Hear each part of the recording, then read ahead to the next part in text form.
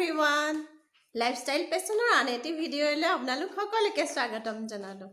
আজি আমাৰ ঘৰত যিহেতু কাম লাগি আছে আৰু পিছফালৰ মাটিখিনি একেবাৰে খালী হৈ আছিলে আৰু যোৱা 3 বছৰে লকডাউনৰ সময়ছোৱাৰ পৰাই তেনেদৰে আমাৰ পাচলি খেতিটো ঘৰতে কৰা হয়।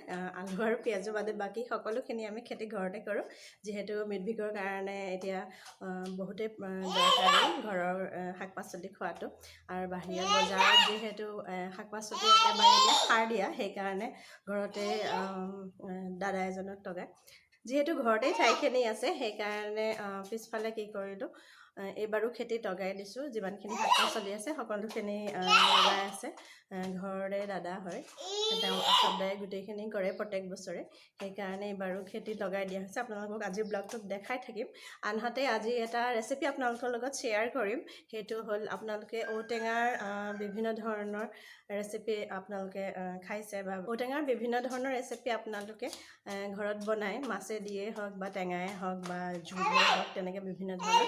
আজি এটা ইউনিক ৰেচিপি এটা আপোনালোকৰ লগত শ্বেয়াৰ কৰিম। মৃদ্ভিকেও ইফালে কৈ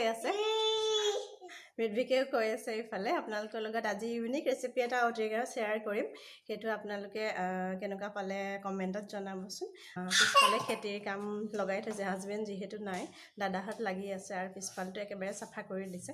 ইমান মুকলি লাগিছে আৰু পিছফালে বহুতখিনি ঠাই আছে আৰু জংঘল বেছি হৈ যায় কাৰণে, সেইকাৰণে গৰমৰ এইখিনি সময়টোতো একে সোনকালে হয়, সেইকাৰণে এতিয়া কটাই দিয়াৰ কাৰণে একদম পিছফালটো কিমান মুকলি হৈছে, ইমান ভাল লাগিছে। আনহাতে আজিৰ ব্লগটো আপোনালোকে চাই থাকিব। নাচি বাবা টাটা বাই বাই বাই।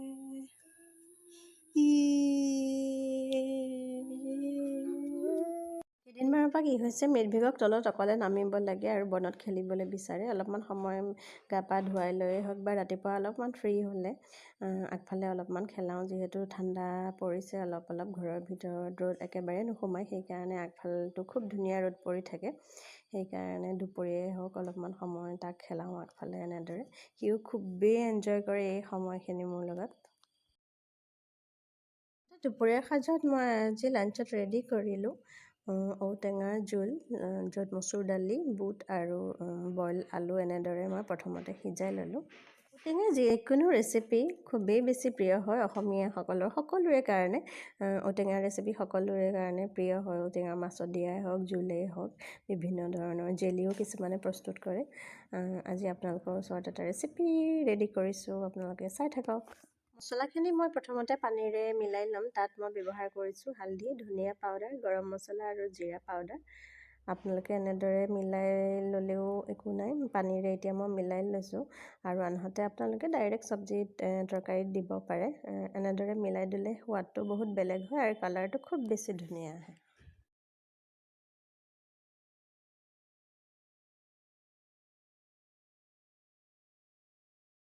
এতিয়া মই তেলত দিলোঁ গোটা জিৰা কেইটামান আৰু এইফালে পিঁয়াজ দি ল'লোঁ অলপমান।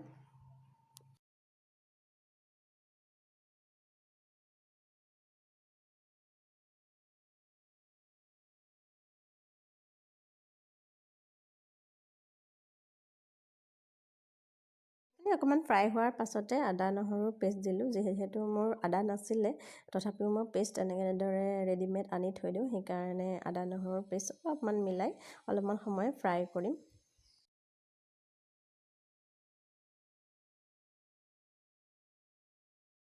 আনহাতে বইল কৰা ঔটেঙা, আলু সেইখিনি সকলোখিনি মই এতিয়া ইয়াত দি দিলোঁ আৰু অলপমান সময় ফ্ৰাই কৰিম।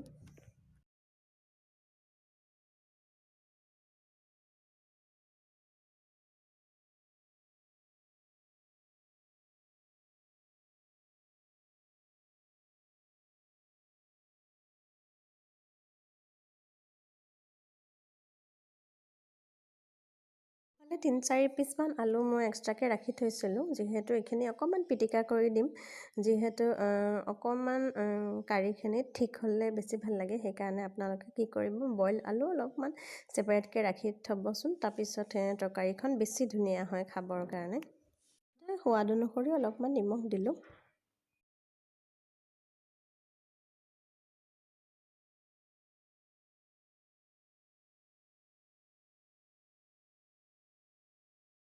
মছলাখিনি পানীৰে ৰেডি কৰিছিলোঁ, সেইখিনি পানী মই এতিয়া ইয়াত মিলাই দিম।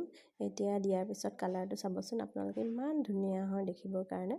এনেদৰে মই আমাৰ ঘৰৰ ওচৰৰে আণ্টি এগৰাকীয়ে ব্যৱহাৰ কৰে, এনেকৈ মছলা পানীত গলি পেলাই দিয়ে। মই যিহেতু চব্জি বা যিকোনো চিকেনে হওক বা মটন যিকোনো ব্যৱহাৰ কৰিলে মই ডাইৰেক্ট চব্জি বা তৰকাৰীতে দিওঁ, কিন্তু আজি কিনো মন গ'ল তেনেদৰে ব্যৱহাৰ কৰি চাবৰ কাৰণে কেনেকুৱা টেষ্ট হয় আজি চাওঁচোন। সেইকাৰণে এনেদৰে পানীৰে মিহলাই দিলোঁ।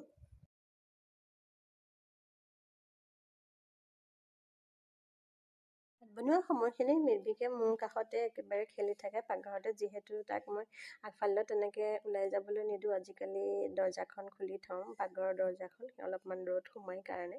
এনেদৰে মোৰ লগত সেইটো সময় পাৰ কৰে। কি কৰিছে? টোপনি ধৰিছে? টোপনি ধৰিছে? খাবা নেকি? লাগিব? এই কি খাইছে? চাইছে আৰু এটা, আৰু এই দুটাই আৰু নালাগে আৰু দেই।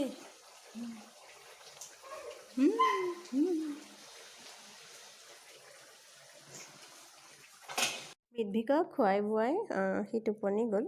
তাৰপিছতে মই এইখিনি অকণ চাফ চিকুণ কৰি লৈ পেলাই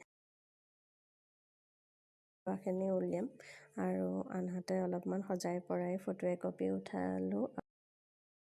বনাই লৈ পৰিৱেশন কৰা চখটো মোৰ আগৰে পৰা, যিহেতু খুবেই ভাল লাগে এইখিনি। আৰু বনোৱাৰ পাছত মিডভিকক খুৱাই বোৱাই দিলোঁ যেতিয়া হাজবেণ্ডৰ আহা পলম হ'ব, সেইকাৰণে মই নিজৰখিনি আজি বাঢ়ি ল'লোঁ। আজিৰ সাজত যিহেতু ঔটেঙাৰ তৰকাৰীয়ে বনালোঁ, সেইকাৰণে দালি নবনালোঁ, আৰু শাক ভাজি এখন আৰু লগতে পাপৰ ফ্ৰাই কৰিলোঁ। যিহেতু শুই আছে, সেইটো চান্সতে মই পিছফালৰ বাৰীখিনি কাম চাই আহিলোঁ। ইফালে আচৰডাল লাগি আছে, বাৰী আজি গুটি সিঁচাৰ কাম কৰিছে। প্ৰায়খিনি গুটি সিঁচা হ'লেই, আৰু অলপমান জেগা বাকী আছে, আৰু পিছফালে জংঘলবিলাক কাটি আছে। ইমান মুকলি মুকলি লাগিছে পিছফালৰ, আৰু ইফালে বহুতখিনি ঠাই আছে। পিছফালৰ জংঘলখিনি কাটি দিলে এনেও খুবেই ধুনীয়া লাগে। ৰ'দটো বেক চাইডে নাহে কাৰণে আমাৰ ঘৰলৈ ৰ'দটো একেবাৰে কম পৰে, ফ্ৰণ্টৰ ছাইডটোতহে ৰ'দ পৰে। এতিয়া ঘৰৰ পাচলি খানা খাবৰ কাৰণে ইমানেই ধুনীয়া নহয়, কাৰণ যিহেতু আমি সাৰ দিয়া খাদ্যই খাই আছোঁ, সেইকাৰণে ঘৰৰ পাচলি খোৱাবোৰ খুবেই ধুনীয়া। আপোনালোকে ঘৰত তেনেদৰে কাৰোবাৰ ঠাই আছে যদি আপোনালোকে অলপ হ'লেও ৰুই পেলাই আপোনালোকে ঘৰৰ পাচলি খাবচোন।